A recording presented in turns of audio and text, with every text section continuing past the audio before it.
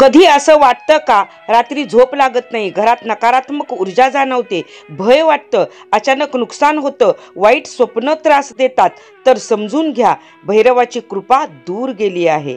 कारण भैरव हा फक्त देव नाही, तो शिवाचा कोप, तो काळाचाही अधिपती आहे, जो दोष, भय, वाईट ग्रह, काळसर्प, नकारात्मक शक्ती या सगळ्यांपासून आपलं रक्षण करतो. आणि यंदा 12 नोव्हेंबर बुधवारी म्हणजेच कालभैरवाष्टक जयंती आहे. त्या दिवशी सकाळी 6:41 पासून 9:23 आणि 10:44 पासून 12:05 तुम्ही या वेळेत कालभैरवांची पूजा करू शकता.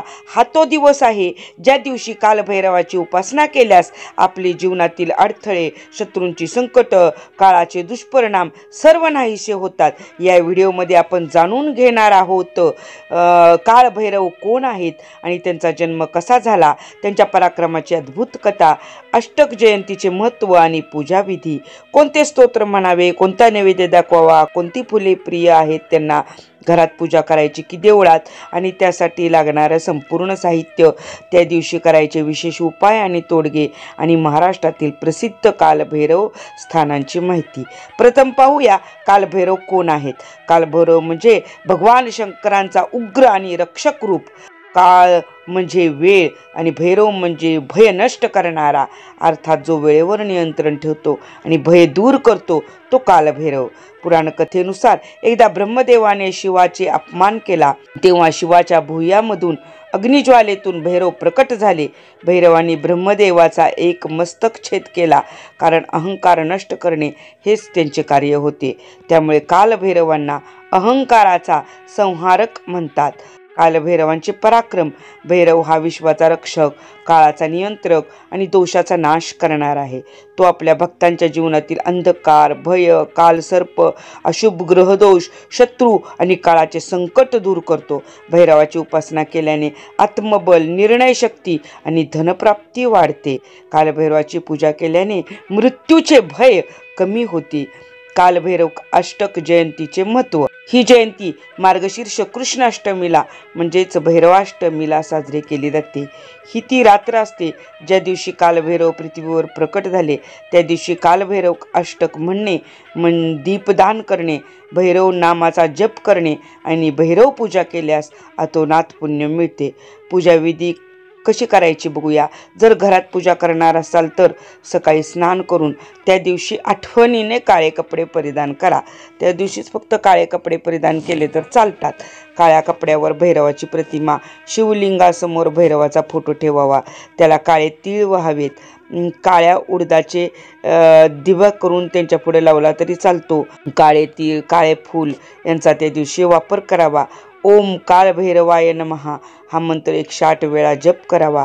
कालभैरवाष्टक 11 वेळा म्हणावे. तुम्हाला हे कालभैरवाष्टक जर येत नसेल तर श्रवण केले तरी चालतील. माझा यापुढचा आगामी व्हिडिओ कालभैरवाष्टक 11 वेळा म्हटलेलाच असणार आहे. जरूर तो श्रवण करावा. जर देवळात पूजा करणार असाल तर प्रथम गणपती, शिवपूजा करून मग भैरव पूजा करावी. त्यासाठी तुम्हाला काळा बुक्का त्यांना व्हा, काळे वस्त्र त्यांना द्या, काळे फूल अर्पण करा. भैरवाला खरे तर मद्याचा प्रसाद असतो, परंतु आपण मात्र भैरवाला मद्याऐवजी नारळ पाणी द्यावं. दूध किंवा तुपाचा नैवेद्य दाखवावा. भैरवाला प्रिय असलेले काळे तीळ आणि कडू तेलाचा दिवा त्या दिवशी अर्पण करावा. भैरवांना कोणती फुले आवडतात आणि कोणता नैवेद्य दाखवायचा.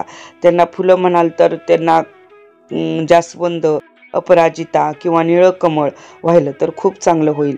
नैवेद्य उडीद वडे किंवा नारळ, तिळाचे लाडू किंवा काळे हरभरे यांचा नैवेद्य दाखवा. त्यांना काय आवडतं तर त्यांना कुत्री आवडतात. त्या दिवशी तुम्ही आठवणीनं कुत्र्यांना, विशेषतः काळ्या कुत्र्याला अन्न द्यावं, कारण कुत्रा हा भैरवाचा वाहन आहे. भगवान शिव आणि कालभैरवाची पूजा कशी करावी.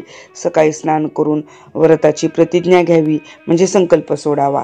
भगवान कालभैरवाच्या पूजेसाठी स्वच्छ वस्त्र परिधान करून पूजेचे ठिकाण तयार करा. भगवान शिव आणि कालभैरवाच्या मूर्ती चित्रासमोर दिवा लावा. त्यांना तीळ, मोहरीचे तेल आणि काळे तीळ अर्पण करा. कालभैरवाष्टक किंवा त्यांची स्तुती करा. फळे अर्पण करा, आरती करा.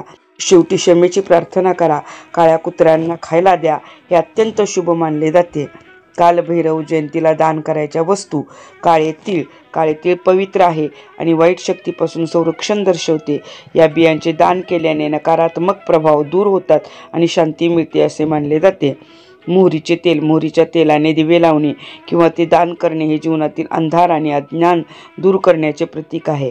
काळे कपडे. काळे कपडे अर्पण करणे हे भगवान कालभैरवाच्या भक्तीचे प्रतीक आहे आणि दुर्दैव कमी करण्यास मदत करते. कुत्र्यांना अन्न. कुत्र्यांना कालभैरवासाठी पवित्र मानले जाते. त्यांना दूध, रोटी, मिठाई खाऊ घालणे हे देवतेला प्रसन्न करणारे दयाळू कृत्य आहे. लोखंड आणि स्टीलच्या वस्तू.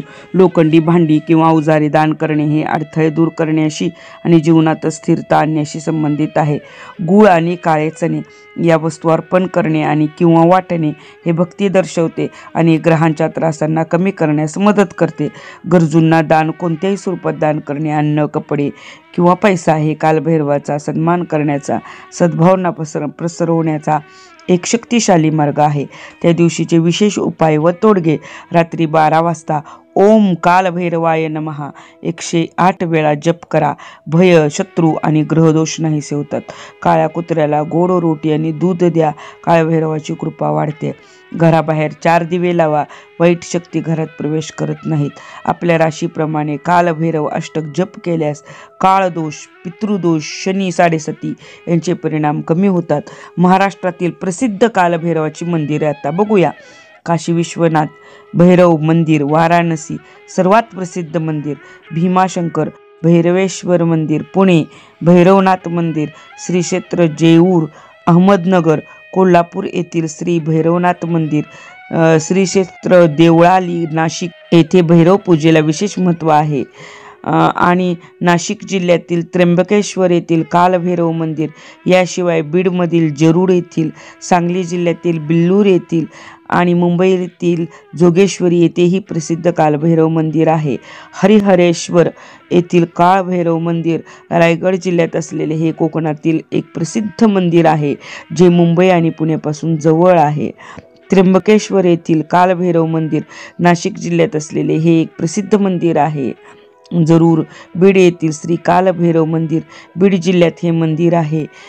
बिल्लूर सांगली येथील श्री कालभैरव नाथ मंदिर सांगली जिल्ह्यात असलेले हे एक महत्त्वाचे मंदिर आहे.